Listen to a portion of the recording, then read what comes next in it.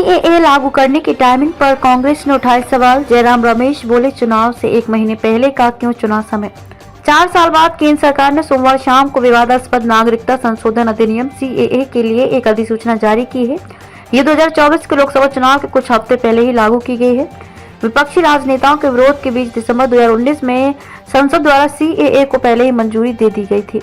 सरकार द्वारा जारी की गई अधिसूचना के अनुसार 31 दिसंबर 2014 से पहले धार्मिक उत्पीड़न के कारण भारत आए थे उन्हें केंद्र सरकार बांग्लादेश, पाकिस्तान और अफगानिस्तान से आए गैर मुस्लिम प्रवासियों को नागरिकता दे सकती है। हालांकि सीएए के लागू होने के बाद से सियासी विवाद शुरू हो गया। विपक्षी लगातार इसको लेकर हमला बोल रहे हैं। कांग्रेस ने सीएए के लागू करने के समय पर सवाल उठाया है।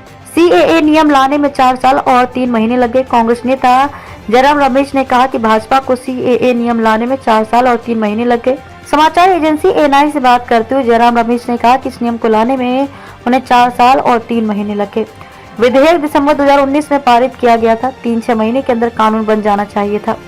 ये सिर्फ ध्रुवीकरण के लिए है। कांग्रेस नेता ने आगे कहा कि मोदी सरकार ने सुप्रीम कोर्ट से 9 एक्सटेंशन मांगे और कल रात नियमों को अधिसूचित करने से पहले 4 साल और 3 महीने का समय लिया। ये सिर्फ ध्रुवीकरण के लिए है। बंगाल और असम में चुनावों को प्रभावित करने के लिए अगर वे इसे ईमानदारी से कर रहे थे तो वे इसे 2020 में क्यों नहीं लाए। वे इसे अब चुनाव से 1 महीने पहले ला रहे हैं। ये हेडलाइन मैनेजमेंट है। ये सामाजिक ध्रुवीकरण की रणनीति है।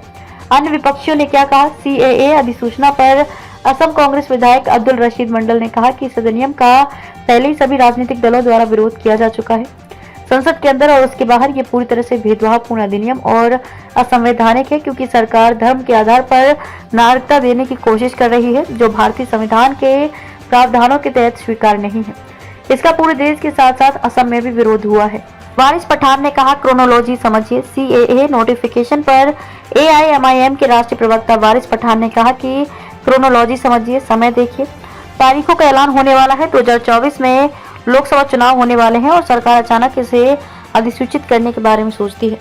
5 साल तक सरकार क्या कर रही थी, इसे पहले क्यों नहीं लाया गया। इसलिए हम कहते हैं कि सरकार चुनाव से पहले ध्रुवीकरण करने की कोशिश कर रही है। वे विकास के मोर्चे पर विफल रहे हैं। उनके पास सवालों के जवाब नहीं है। हमने पहले भी इस पर आपत्ति जताई थी और आज भी कहते हैं कि ये कानून असंवैधानिक है। हमें इस पर आपत्ति है।